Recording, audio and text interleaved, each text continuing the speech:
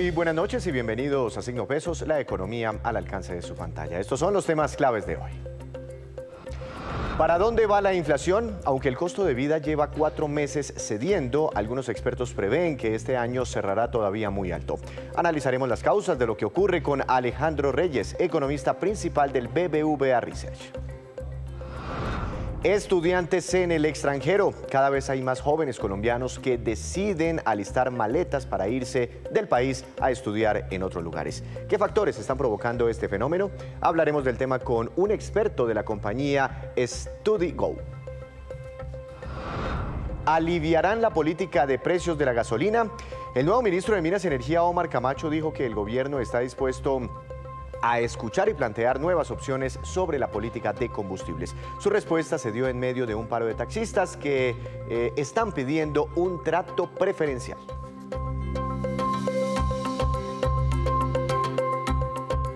Comenzamos esta emisión de Signo Pesos hablando de la inflación, que según los reportes del DANE sigue bajando. Para analizar el tema, quiero saludar al doctor Alejandro Reyes, economista principal del BBVA Research. Doctor Reyes, buenas noches. Gracias por acompañarnos. ¿Cómo ha estado?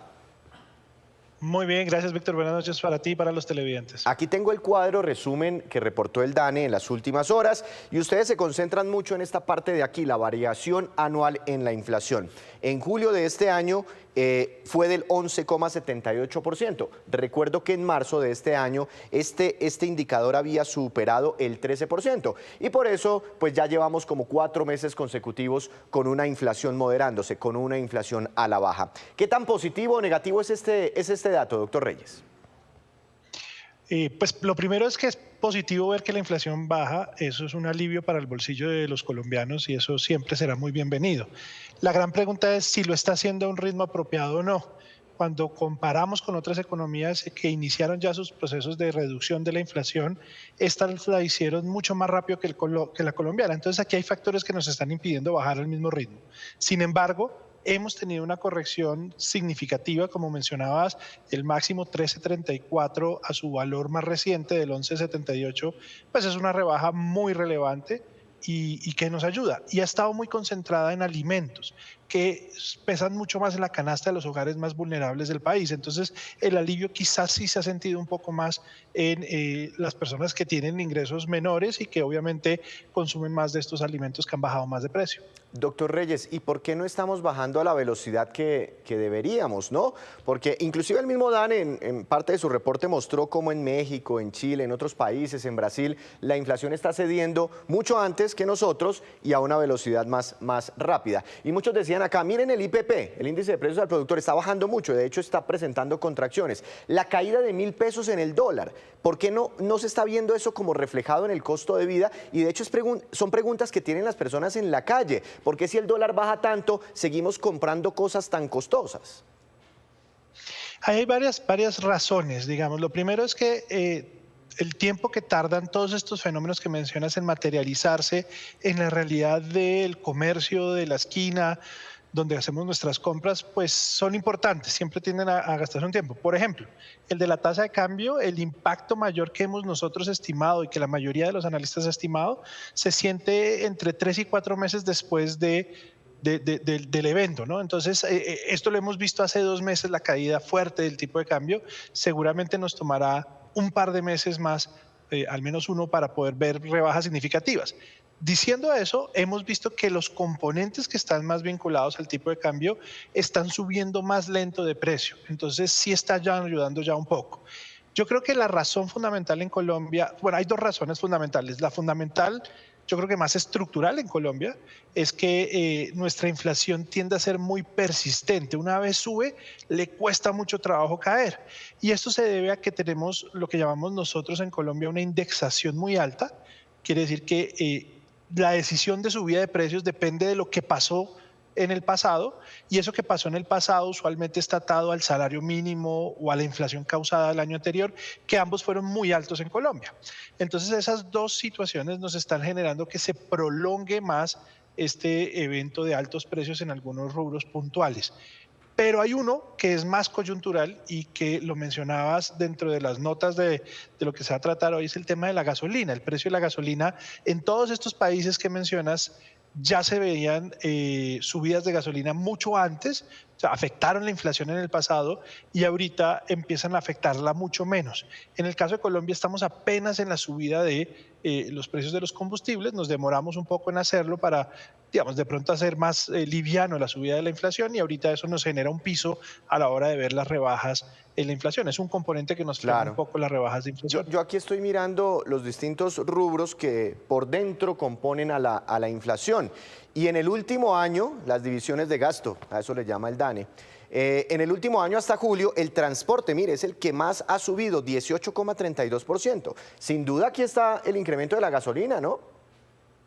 Es el principal factor, digamos, también hemos tenido subidas en precios de transporte intermunicipal, algunos en tiquetes aéreos no tan marcados, pero algo, pero el principal es la gasolina y pesa 3% del IPC, que uno piensa que es poquito, pero ha subido bastante en lo corrido del año, entonces empieza a ser un efecto ya que se siente en la canasta digamos, en la inflación general. Yo aquí estoy viendo, bueno, están los restaurantes y hoteles, bienes y servicios para el hogar, bienes y servicios diversos, y por aquí están los alimentos, un tema del que está muy pendiente el gobierno, el presidente Petro puntualmente. Y en el último año vemos un crecimiento superior al promedio de la inflación, 13,24%. Pero cuando miramos las variaciones mensuales, aquí está el acumulado 12 meses, las variaciones mensuales, los precios de los alimentos llevaban como 3 o 4 meses cayendo con variaciones negativas, y ahorita en julio volvió a registrar ese rubro un crecimiento como del 0,22%. Eso no sé si sea tan positivo para los colombianos que habían tenido un alivio en los precios de muchas frutas, de verduras, de carnes, o no sé si esa variación no es tan significativa. Pues lo primero es que veníamos, el pico de esa inflación estuvo por encima del 27% anual, ya estar en 13 es menos de la mitad, eso es un gran alivio. Sin embargo, como bien lo mencionas, en el último mes tuvimos un repunte, sorprende un poquito, veníamos en una seguidilla de rebajas porque se venía recuperando la oferta agrícola disponible ya para los hogares, pero tuvimos algunos fenómenos climáticos que afectaron temas de transporte en el último mes, hemos tenido algunas subidas de algunos precios puntuales. Te voy a dar un ejemplo para no extenderme mucho, pero un ejemplo es, por ejemplo, el tomate pasó de tener una variación negativa anual a una variación positiva de menos 39 a más 9. Eso es un salto gigantesco. Y así hay varios rubros muy puntuales que se han visto afectados y eso es parte digamos, de la dificultad que tenemos con una inflación como la de los alimentos, que es muy volátil y hay muchos factores que la pueden mover. Entonces, como era lo que más nos estaba ayudando a explicar la mejora en la inflación total, estas reversiones que tenemos puntuales nos generan mucho ruido y mucha angustia hacia adelante sobre lo que puede pasar, más cuando tenemos un fenómeno del niño en gestación, la zona norte del país está en una ola de calor muy fuerte. Entonces yo creo que vamos a seguir teniendo este tipo de sorpresas en temas de alimentos, seguramente serán más notorias al final del año cuando ya se esté sintiendo con fuerza el fenómeno del niño a nivel general del país, pero sí sorprendió un poquito el rebote de la cifra al alza y creemos que está muy asociada a estos factores. Pueden haber otros temas, digamos, hay temas de especulación, digamos, de gente pensando de pronto que el escenario hacia adelante con el tema del conflicto entre Rusia y Ucrania va a volver a encarecer los granos. Entonces la gente puede estar haciendo unas demandas especiales anticipándose a esos eventos y eso puede estar generando algo de la presión alcista que observamos en el mes. Esta gráfica me gusta mucho porque aquí está la inflación anual desde 1999 y aquí en la partecita final efectivamente vimos, uy, cómo se trepó la inflación, ¿no? Con razón esto era una noticia tan impresionante para todos, pero efectivamente llegamos como a un pico, a un techo en marzo y aquí se ven ya las 4 caídas consecutivas en la inflación según los reportes del DANE, lo que hemos visto en los últimos 4 meses. Pero si yo miro y pudiera trazar una línea de aquí hacia el pasado, es una inflación de todas formas alta que no veíamos desde los años, desde finales de los años 90. Y el presidente Petro, con esto que está ocurriendo, dijo el pasado 7 de agosto, vencimos la inflación. ¿Usted qué opina de esa opinión? ¿Qué opina de ese mensaje del gobierno o de lo que cree el presidente Petro sobre esta curvita que está teniendo la inflación, que de todas formas es muy importante? Es, yo creo que toca tratar el tema todavía con cautela. La inflación sigue siendo muy alta, estamos hablando 11,7, 11,8 de inflación, sigue siendo muy alta. La tendencia sí es a que continúe moderándose. Nosotros esperamos cerrar este año cerca al 9%. Eso va a ser un gran alivio, pero todavía un 9% sigue siendo una de las inflaciones más altas en las últimas 2 décadas. Entonces sigue siendo un tema de un reto relevante al cual pueden unírsele algunos riesgos hacia adelante. Entre ellos, el fenómeno del niño nos puede generar otra vez algún susto en inflación, los temas de las subidas de los combustibles, especialmente en el diésel, estamos todavía con incertidumbre de lo que va a pasar. Entonces, yo no declararía que hemos vencido la inflación, vamos por buen camino, el camino es hacia abajo, no al ritmo que muchos desearían o quisieran, pero nos está tocando por eso remar un poco más fuerte contra la inflación y todavía la tarea de parte del Banco de la República, pero también de parte de las empresas y de la sociedad en general, pues la tarea es seguir moderando el gasto para que eventualmente podamos tener una inflación que sea más cómoda, más fácil de manejar. Muchas veces se nos olvida porque es grave la inflación. Cuando tiene uno mucha inflación, eso le genera incertidumbre, cambio en precios, cambio en valores de cosas relativas, y eso hace que tomar decisiones sea más difícil.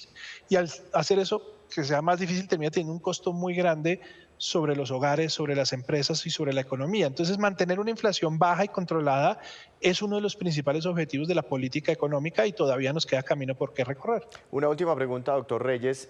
Si yo tomara la gráfica de la tasa de interés del Banco de la República y la transpusiera aquí, como que la pusiera encima, digamos en esta parte es muy similar, ¿no? La tasa de interés del Banco de la República va detrásito de la inflación también con una empinada, pero la tasa de interés del Banco de la República se quedó como en ese techo. Ahora que la inflación está bajando, o sea, mejor dicho, la tasa de interés del banco va detrásito de la inflación. Ahora que está bajando la inflación, ¿usted cree que en septiembre también empezará a bajar la tasa de interés del Banco de la República? Nosotros no creemos que septiembre la vaya a rebajar el Banco de la República. Creemos que la discusión se va a empezar a plantear sin lugar a dudas. Ya Chile, ya Brasil han hecho rebajas de tasas de interés y rebajas importantes, pero ellos tienen inflaciones que han corregido mucho más que la nuestra. Entonces yo creo que la pregunta sigue abierta. Yo resaltaría que el Banco de la República, más que en la inflación total, que es muy relevante, se fija mucho en la inflación que llamamos básica, sin alimentos irregulados, y esa apenas nos dio la primera noticia positiva este mes de una pequeña rebaja en su nivel en variación anual. Entonces apenas estamos viendo si se consolida esa tendencia. Yo creo que el banco le va a dar tiempo a que esa tendencia se consolide para tomar su decisión. Nosotros creemos que lo más probable es que ocurra en diciembre, cuando el banco esté mucho más confiado de que la inflación ha roto algún hito histórico, por ejemplo, el tema de volver de doble dígito a un dígito, tener más confianza de que cualquier riesgo inflacionario por el lado de un fenómeno del niño o cualquier otro factor lo pueden contener para iniciar a bajar tasas de interés. Los analistas en promedio piensan que puede ser octubre, pero septiembre me suena un poco temprano para que eso ocurra. También estuve mirando esa inflación básica, está ahí como entre el 10 y el 11%, como en una mesetica, y no sé, no muestra por lo menos esta señal bajista que ya está mostrando la inflación total. Ese es un indicador muy importante para el Banco de la República. Doctor Reyes, muchas gracias por ayudarnos a entender estas cifras. Feliz noche. Lo mismo, Víctor. El dato de inflación, una de las noticias más importantes de las últimas horas. Hacemos una breve pausa, pero cuando regresemos espere. ¿Cómo le está yendo a Colombia en exportaciones distintas a las del sector de la minería y del petróleo? Ya les contamos. Regresamos a Signo Pesos. El deseo de muchos jóvenes es poder estudiar, la mayoría sin duda, pero ahora muchos están optando por buscar esta oportunidad en el exterior. Para hablar de este fenómeno quiero saludar a un conocedor del tema. Es Fabián Hernando García, cofundador de la agencia StudyGo. Doctor García, buenas noches, bienvenido a Signo Pesos. ¿Cómo está? Muy buenas tardes, gracias por la invitación. Muy bien, gracias. ¿Qué hacen ustedes, antes de hablar de todo este tema, qué hacen ustedes en StudyGo? Bueno, somos una compañía, ya tiene poco más de una década. Nosotros nos encargamos de todo lo que es la parte de oferta educativa en el exterior. Trabajamos con varios destinos, trabajamos con más de 16 universidades.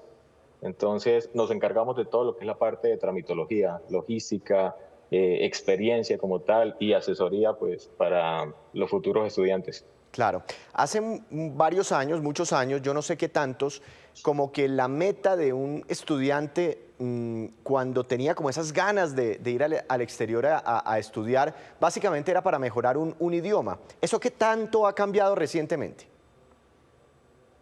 Pues ha variado bastante. Sí, digamos que anteriormente era más que todo por la parte de inmersión y estar, digamos, en una parte donde el idioma nativo pues fuera en el que estaban interesados en estudiar.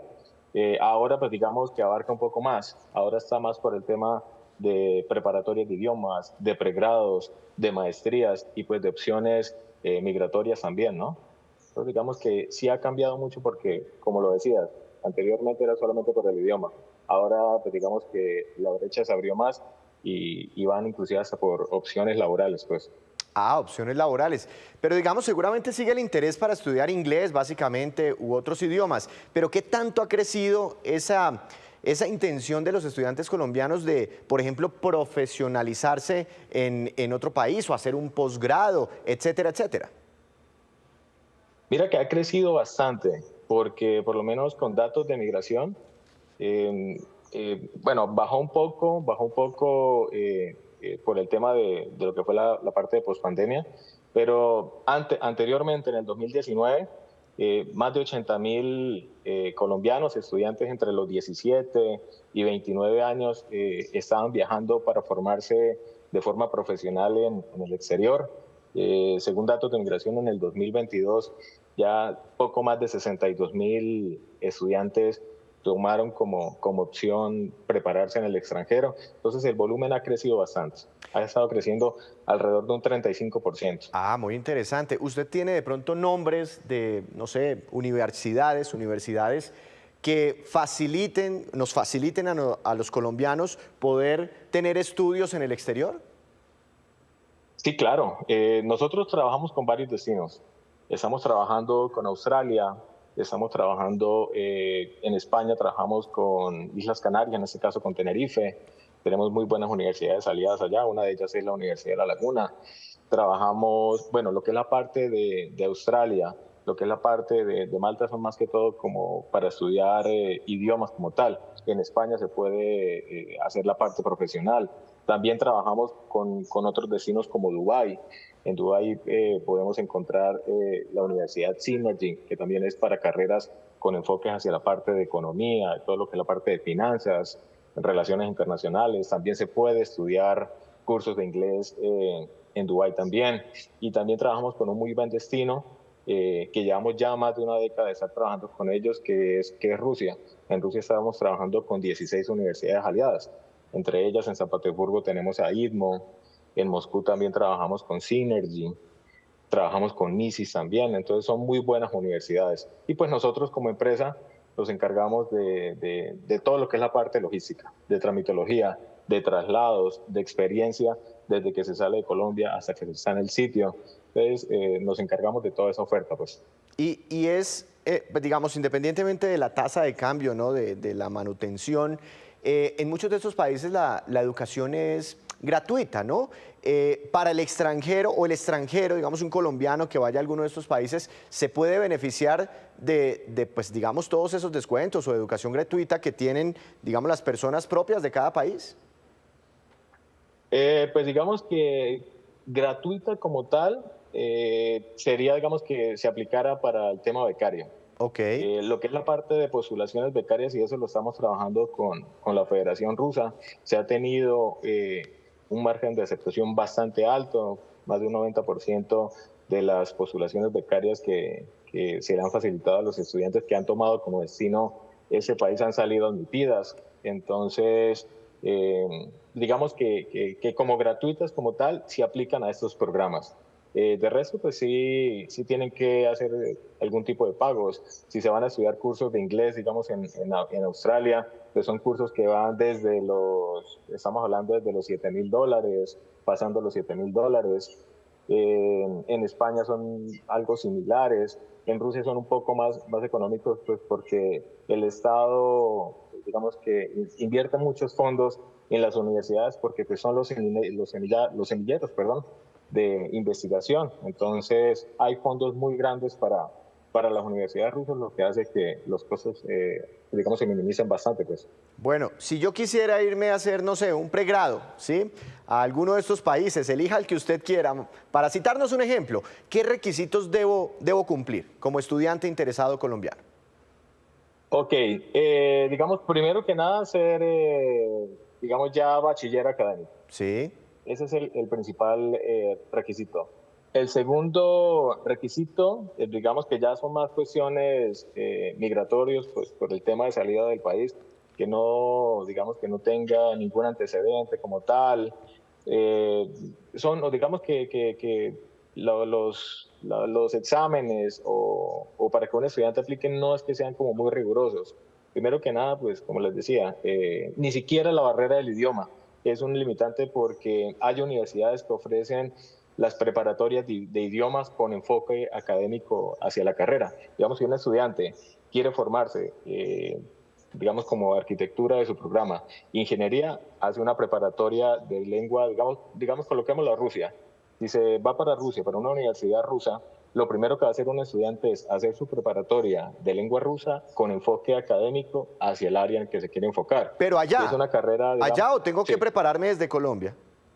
No, allá mismo. Ah, Las ok. universidades desarrollaron unas preparatorias para los estudiantes extranjeros. En este caso, digamos, para los hispanoparlantes, ellos tienen una preparatoria especial que, digamos, que tiene como toda la infraestructura para prepararlos para que, pues, posteriormente inicien su primer año de carrera, pues, en lengua nativa.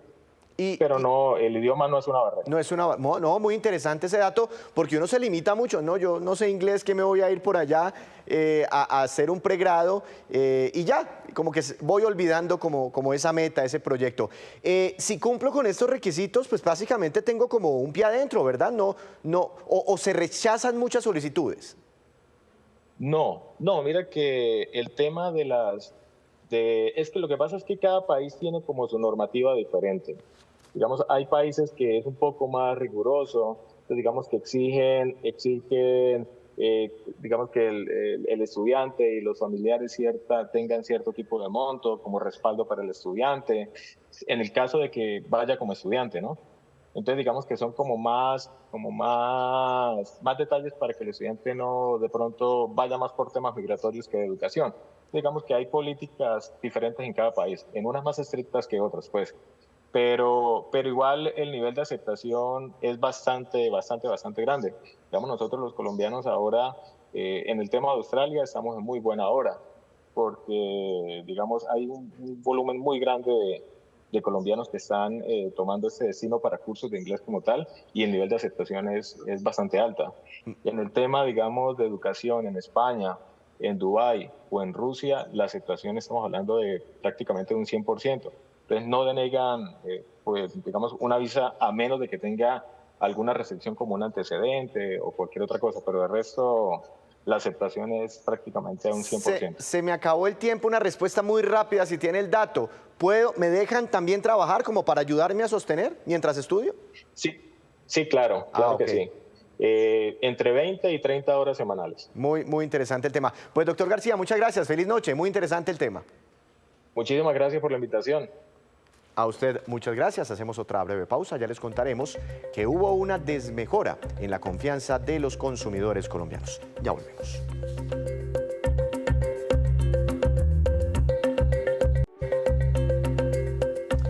Regresamos a Signo Pesos con esta que es la cifra económica del día. 3,3 puntos porcentuales y corresponde a la caída que se registró en el índice de confianza del consumidor durante el mes de julio. Según Fedesarrollo, que hace esta medición, el mes pasado ese índice quedó en menos 17,4 puntos porcentuales.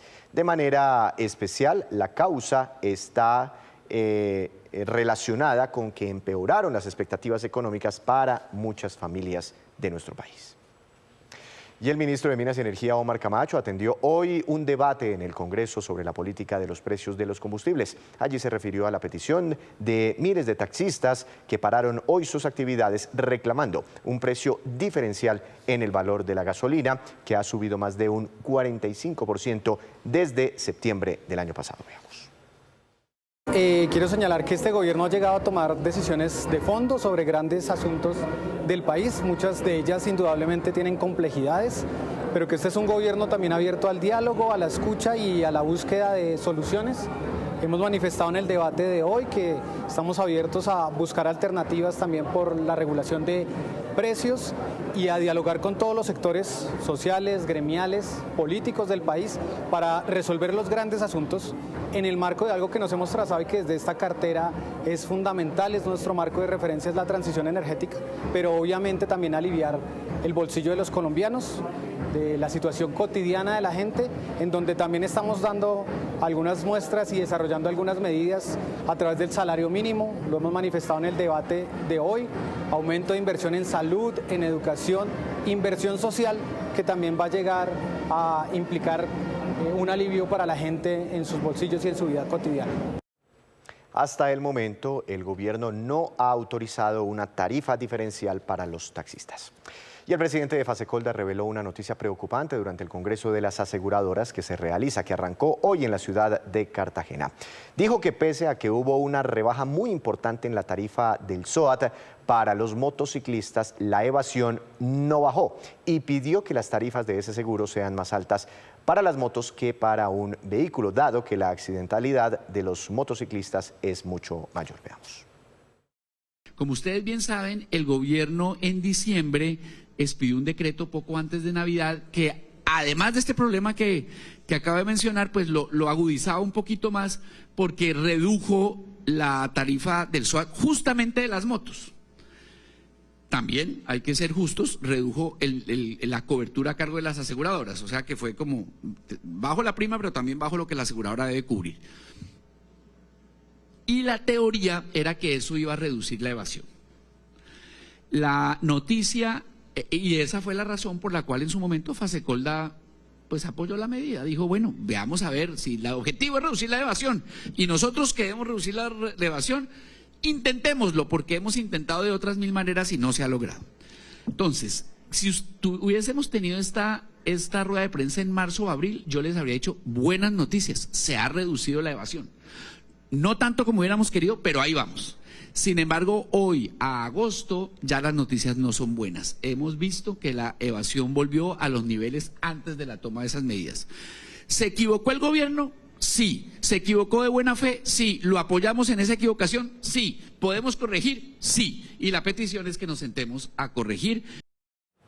Y ahora nos vamos con estos que son los indicadores económicos que usted debe conocer siempre antes de irse a dormir. Dólar, tasa representativa del mercado que regirá para mañana, 4.031 pesos con 65 centavos, cayó más de 44 pesos. Petróleo Brent, de referencia para Colombia, subió 1,44%, se ubicó en 87 dólares con 41 centavos por barril.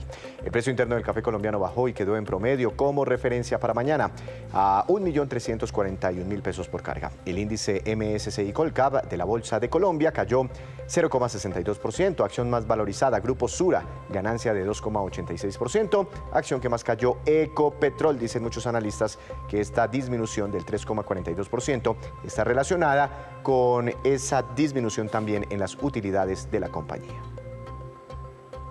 Antes de despedirnos, los quiero dejar con este dato. El Ministerio de Comercio reportó que las exportaciones no mineras registradas en el primer semestre de este año sumaron 10.015 millones de dólares. Además, revelaron que hay 3 países claves para este tipo de ventas al exterior, que son México, Venezuela, desde la reapertura de relaciones, y también Panamá.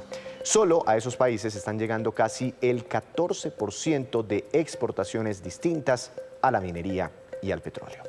Así terminamos por hoy, los esperamos mañana con una nueva emisión y con toda la información económica que usted necesita saber. Recuerde, esto es Signo Pesos, la economía al alcance de su pantalla. Que tenga una feliz noche.